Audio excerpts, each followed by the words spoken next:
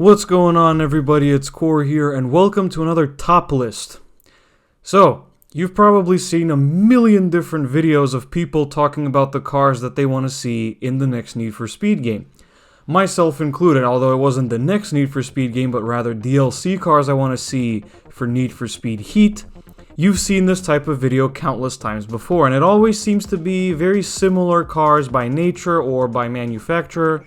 It always seems to be the same old, same old.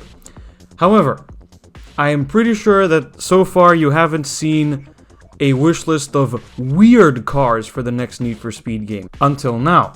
So, welcome everyone to the top 10 weird cars that I want to see in the next Need for Speed game. Let's go.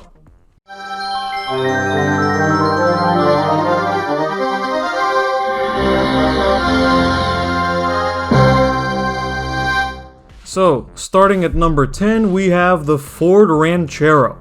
So the Ford Ranchero is basically what happens when Ford decided to make their own version of the El Camino.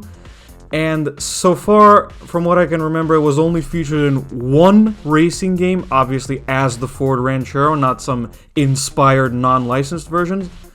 And it was Ford Racing 3, a game that I covered on the channel previously. So while I think that the El Camino is on most people's list when it comes to American cars and muscle cars for the next game, I think the Ford Ranchero should get some love as well. Although, to be honest, that could be because I'm slightly biased towards Ford and I don't really like Chevrolet or General Motors all that much.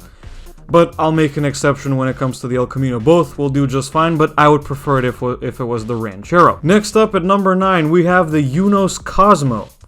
So, for those of you who haven't heard of this car before, the Unos Cosmo is a car that was part of Mazda's attempted luxury sub-brand in the 90s.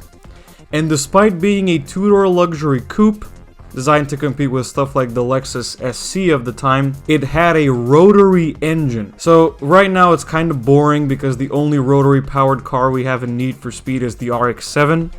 And I think that the Unos Cosmo as a rotary powered car and as an old Mazda should get some love as well. Plus, it's one of the absolute coolest looking sports coupes ever made, in my opinion. Number 8 is one of only 2 cars on this list that has been featured in previous Need for Speed games, and that's the Toyota MR2.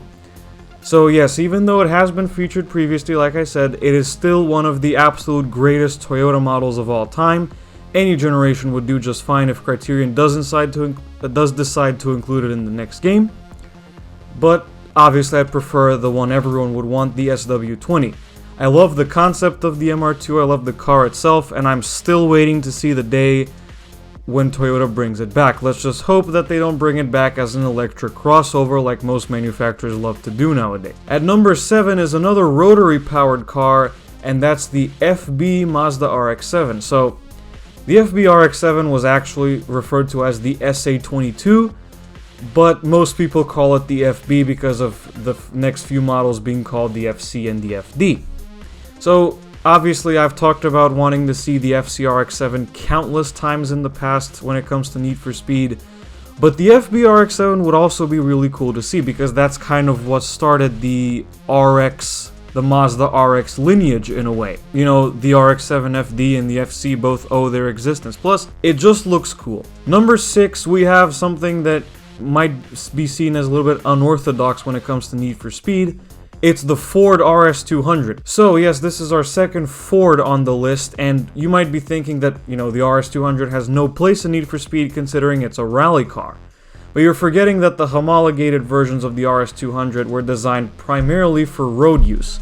Plus, it's one of the absolute coolest looking Fords of all time. With that being said, imagine the RS200 with this body kit on it. This is only one RS200 that was made for track racing, the Trans Am series, and it looks fantastic. So, it's definitely worthy to be seen in the next Need for Speed. Number 5 is yet another Ford model, and it's actually another Ford pickup truck.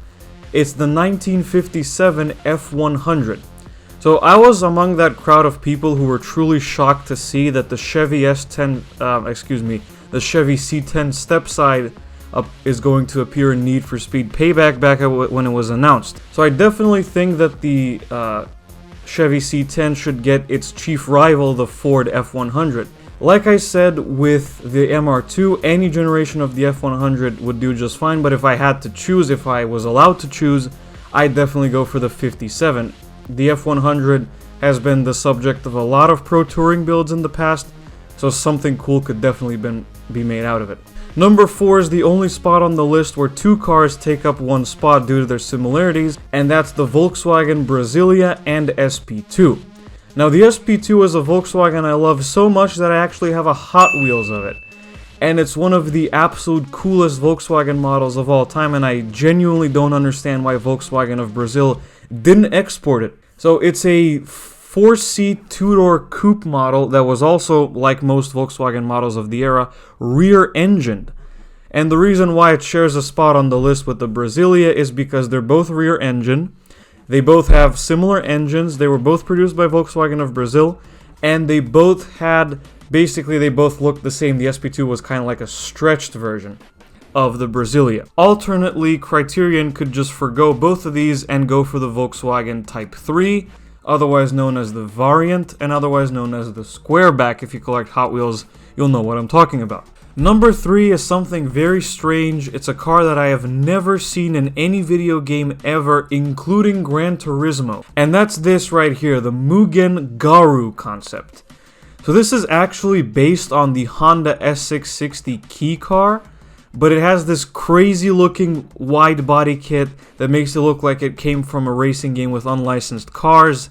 It looks hilarious and lovable and adorable, but also really aggressive and really fun with its massive wheels. And it just looks like it belongs in an illegal street racing game like Need for Speed. Alternately, again, Criterion could give us the stock regular S660 and just have the GARU concept as a body kit, as a conversion kit, if you will. Number 2 is a car that I have never seen in any Need for Speed game, but I've seen in tons of other racing games in the past. And that's the Dodge Ram SRT10.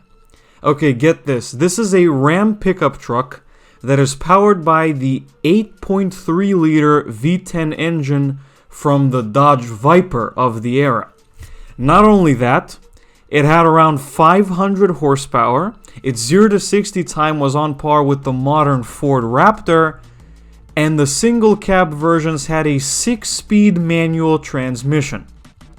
And with the existence of pickup trucks and Need for Speed becoming, you know, a thing after Payback with the Raptor and the Chevy C10 and the Chevy Colorado as well, I honestly am surprised that Ghost Games at the time didn't bring the Ram SRT10 into Need for Speed sooner. Finally, it's time to move on to number 1. And this is the only other car on this list that has appeared in a Need for Speed game previously. And yes, I did say Need for Speed game. There was only one, it was Underground 2. And the car is, drumroll please, the Mitsubishi 3000 GT VR4. I still am struggling to understand why this car was only included in one Need for Speed game ever, but it has all the right stuff to be in pretty much all of them. So, if anyone asks people, like, what's your favorite Mitsubishi, most people's answer would be either the Eclipse or the Evo. But for me, it's definitely the 3000 GT. So it was a two-door sports coupe designed to compete with the Nissan 300ZX and the like. It used a twin-turbo V6 engine, and it made like 300 or more horsepower, I think, especially in the VR4 trim. And it's one of the best-looking Mitsubishis ever made. The design is absolutely gorgeous. I've lost all hope in Mitsubishi and I don't like them as a manufacturer anymore, so no hope in them bringing back the 3000 GT or God forbid the Evo. But I still think that the 3000 GT VR4 or any 3000 GT for that matter definitely deserves a spot on the car list of the next Need for Speed game. And that about wraps up my list on the top 10 unusual cars I want to see in Need for Speed 2021. Thank you so much for watching this video. Let me know in the comments if I missed any cars and if you agree with this list, or would you take out any cars for whatever reason. And I will see you guys in the next video. Goodbye.